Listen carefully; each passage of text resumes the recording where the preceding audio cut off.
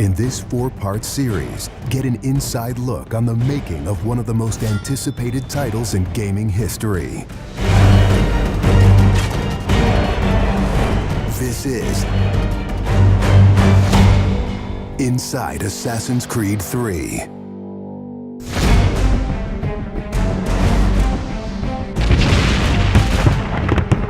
Something we really wanted to emphasize was the sheer brutality of combat in the period. We've all seen the paintings of the Revolution, and death is glorified, death is angelic, but it wasn't that way on the battlefield. It was a brutal conflict. It feels that you're constantly going through dynamic fights, and that's not something technically we could do in the past. So it was like a personal challenge on the team to say, no, I think we can do this.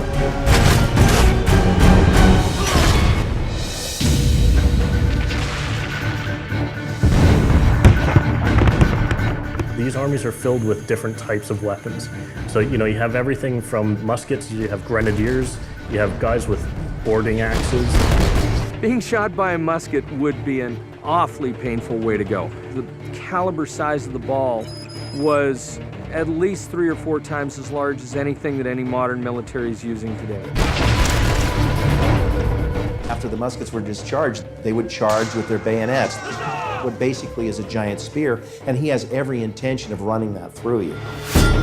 They would shoot and then they would march, and that hand-to-hand combat was really brutal. And whether it's people using a bayonet affixed on the end of a musket, a small hatchet, this is a kind of killing that is very mano a mano.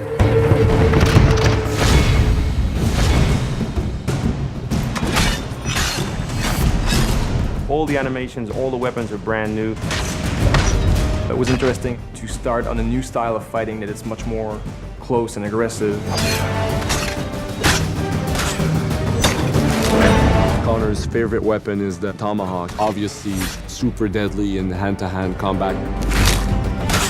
Also the bow and arrow. It fits with his native heritage and it's lethal. The rope dart, it's a real accurate Chinese tool that we found the references for that period as well. He can use it from the ground, so he can bring the enemy towards him. It gives him the ability, for example, on a tree, to hang someone from above.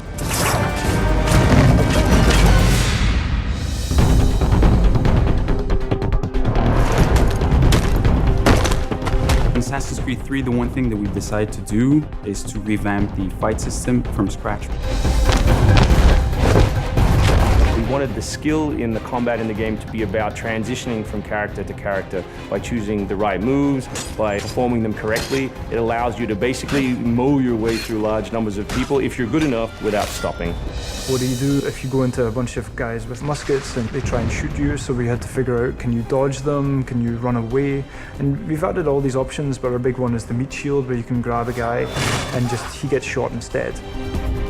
Our mocap guys are stuntmen. We spend a long time with them rehearsing and figuring out exactly what would be the greatest choreography. We had to go through, like multiple people.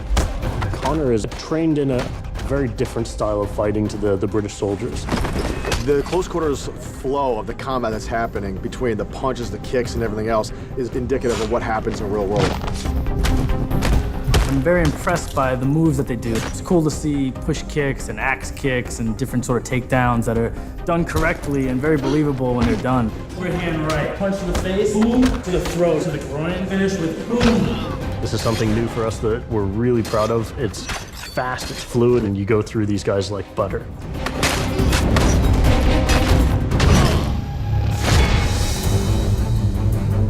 Connor is essentially the first guerrilla fighter. He's someone whose goal is always to move behind enemy lines, to pick off his target, and to escape. Employing guerrilla tactics, or what we now know today as asymmetric warfare, was something that truly was a component of the American Revolution. They learned what we would think was guerrilla-style warfare. You sort of hit quickly and then disappear. American tactics were really frowned upon by the British because the Americans did adapt the tactics that were used by the Native Americans from the French and Indian War. The first big battle at Lexington and Concord takes place on a New England town green. And as the soldiers march back to Boston, they are marching along a dirt road lined by stone. It's not the most effective strategy, wearing your bright red coat and march through the woods while some farmer's trying to shoot at you. The Americans brought a tactic that they couldn't really cope with. They essentially took it away from the battlefield and they started guerrilla tactics.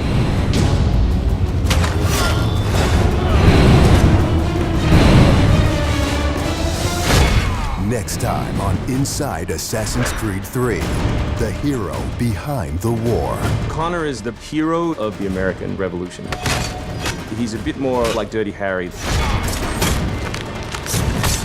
Connor is the current day Special Forces soldier. Silent, stealthy. He's fighting for freedom and he's fighting against tyranny.